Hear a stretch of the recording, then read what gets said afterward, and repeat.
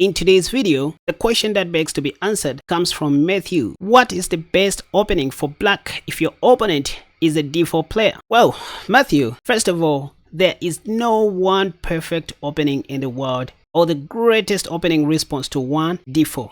But I can still help. You see, it all depends on your style of play and choosing an opening that you best understand or an opening that represents your style of play very well. But anyways, let me just give you my top recommendation against the queen's pawn game, which is the semi-slav defense. This is Coach Casper featured on Ask Chess GPT. Of course, at this point, you don't know exactly what white is up to. Let's say if they want to play the coll system or the queen's gambit, or even the accelerated London system, you are not sure. So that's why it's always advisable for black to start with knight f6. And from here, there are three common moves that you're going to see most of your opponents playing. Number one, pawn to c4, kind of the queen's gambit setup. Number two, knight f3, maybe trying to go into the coll system. And number four, bishop f4, either the accelerated London system or the normal London system with knight f3. And that's why knight f6 is such a flexible move to begin with.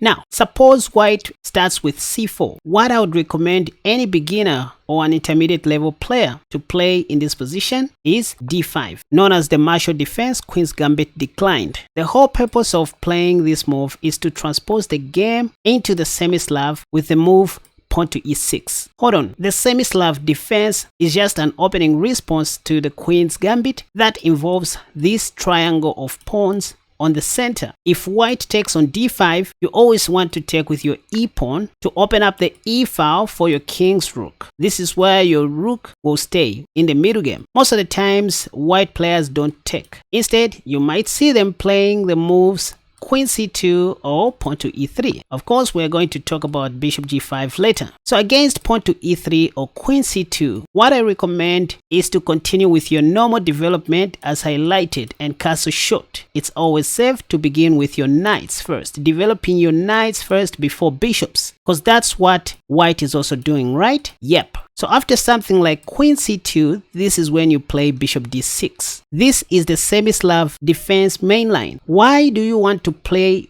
bishop d6 very soon? Well, you just want to have full control on the e5 square earlier on. As you can see, three of your pieces are all guarding the e5 square so that white doesn't occupy it. Say after bishop d3, this is when you can either castle short or start pawn storming right away with the move pawn to e5. Hence the reason why you played bishop d6, to be quick with this move before white wakes up. If d takes e5, you take back with the knight. If knight takes, you take back with the bishop. And after cd, you simply take back with the pawn. On the next move, you might even want to get rid of your isolated pawn by playing d4, followed by bishop takes.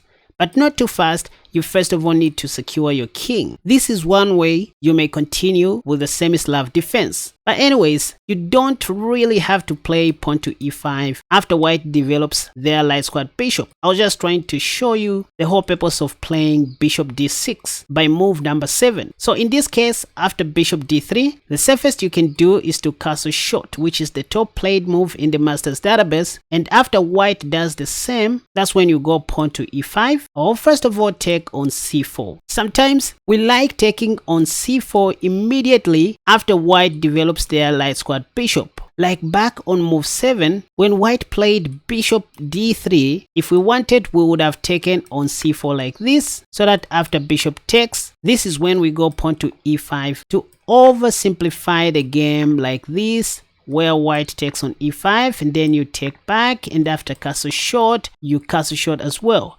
Look how fixed your pawn structure is. Again, after bishop d3, you may consider to take on c4, so that after bishop takes, instead of playing e5, you go pawn to b5 right away.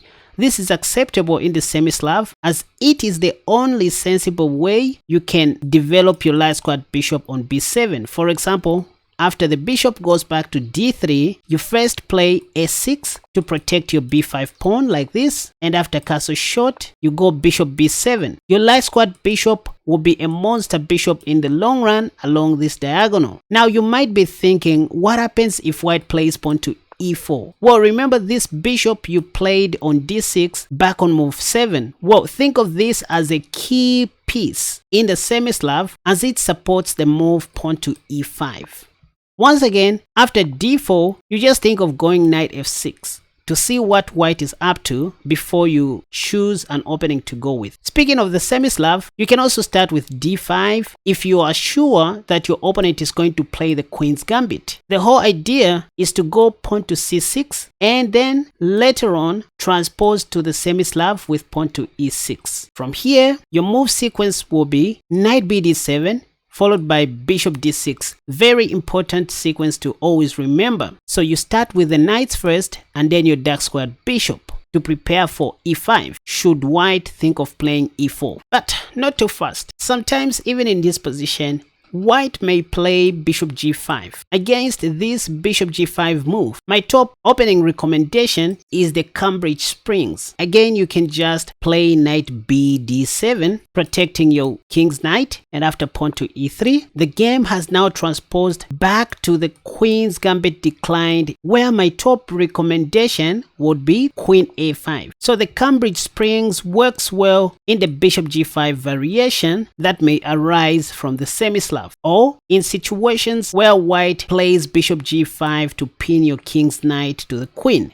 Just think of playing knight bd7 first and then queen a5. With queen a5, you are pinning white's knight to the king and you are ready to go knight e4, putting more pressure on this knight. For example, if queen c2, you can simply go knight e4, which also attacks the bishop, also putting more pressure on this other knight. Look at this.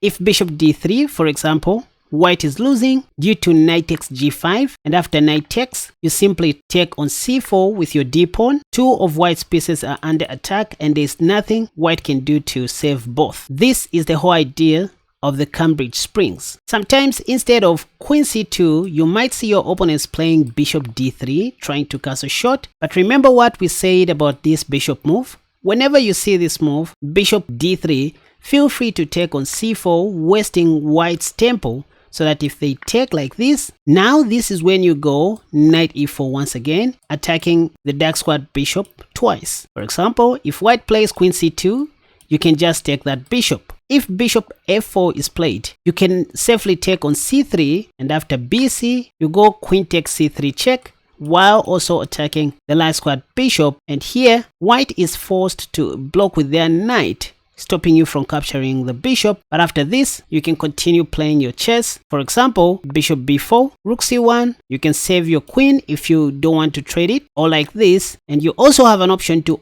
oversimplify the game like this and go straight into the end game after castle shot. Next, you will play knight f6, or first start with b5 to develop your light squared bishop and then play knight f6. So far I showed you two of my favorite recommendations against pawn to d4, the semi-slav under normal circumstances, and against bishop g5 you consider playing the Cambridge Springs. Now, like I said, after pawn to d4, you don't always have to play d5, showing your cards too early. You should develop an habit of starting with knight f6 first, which is more flexible since you are not sure what your opponent is up to. If they play pawn to c4, think of going into the semi-slav as soon as possible. Against bishop g5, think of playing the Cambridge Springs that I showed you. If they play knight f3, there's a high chance they might play the coll system as shown on the board, but anyways, you still want to go d5, so that again if they play c4, you go back to the semi-slav defense. If bishop g5 later, you transpose to the Cambridge Springs after knight bd7 and queen a5. But if they play a move like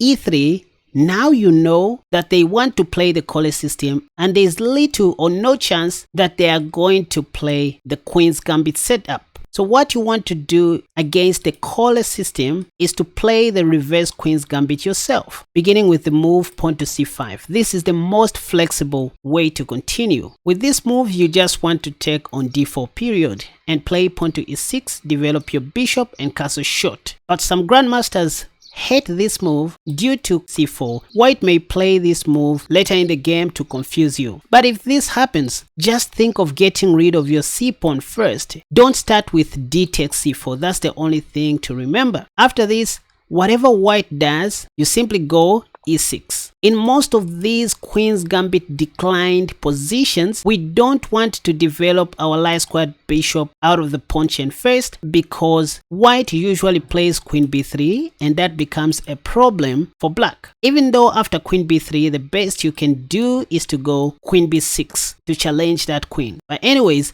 just play pawn to e6 in order to be safe. If pawn takes, at least you can even take back with your knight, not your pawn, so that you remain with a fixed pawn structure on the king side. If knight c3, for example, you can even develop your bishop with tempo. Don't worry about queen a5 check. Your dark squared bishop is well protected. Besides, you also have knight c6 to block the check and defend your bishop. From here, you're going to castle short and also develop your light squared bishop on b7 after s6 and b5. Sometimes, against the coll system, you can first of all hold your fire by not playing c5 immediately, but instead bishop g4. Why bishop g4 now? Well, this is because we have seen that white doesn't have queen b3 to attack our b7 pawn, so bishop g4 is now justifiable. And should they play c4 intending to go queen b3 to take on b7, this is where you would want to take, oversimplifying the game.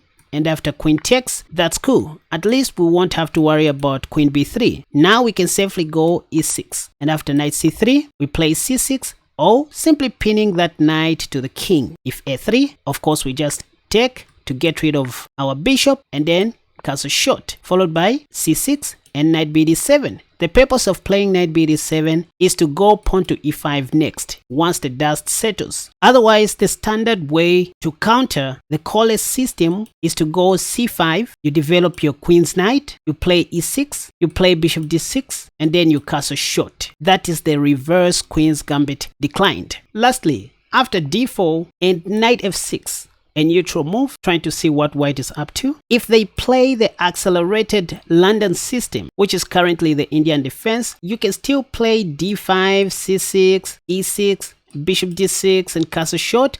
That's fine. But what I recommend whenever you see bishop f4 is the move pawn to c5 immediately. So I would play the Benoni structure against any London system line. This is because there are some nasty traps that your opponents may fall into if they are not careful. For example, if they play knight f3, you have an opportunity to win a piece after c takes d4, and should they take back with the knight, you can simply go e5, winning a free minor piece in the opening stage. If you are wondering what happens after bishop takes e5, you simply have queen a5 check, and white will surely lose a piece in this position. That's one reason why I like playing pawn to c5 whenever I see the London system or any signs of the London system. Besides, after c5, white doesn't really have to take, because it will be very easy for us to get back that pawn. For example, if they try to hold on to it, here is how you get back your pawn in the Queen's Gambit. You go a5, if a3, you take, and probably threaten to take the rook on a1. If c3 is played, you still take on b4, and after pawn takes, you go knight c6 to try and take that b4 pawn. If b5, you can even give a check and capture that pawn. Again, if pawn to a3, you can just take, because white can't take back due to rook takes a1. Okay, let's just say queen b3 is played to protect this, but you can just go knight e4 and white is in big trouble. Say how? You're just one move away from winning their rook or their knight. For example, if knight c3, you simply go queen f6, pinning the knight to the rook, and say rook c1. Now it is the bishop that dies. So all in all, consider playing pawn to c5 whenever you see any signs of the London system. The best white can do in this position is to play e3. But even this allows the move queen b6, because the dark squared bishop is no longer protecting the b2 pawn. Besides, we are putting more pressure on the d4 pawn. And if white takes our c5 pawn, we can simply take their b2 pawn and develop our e5 pawn with tempo. Sometimes you will see your opponents playing knight f3 first before developing their dark squared bishop. Since by this stage of the game you don't know what they are up to, you can still go d5. It's okay, because if they play bishop f4 once again, the best you can do, just like against the coll system, is to go c5. Remember, you always want to play c5 against the London system setup.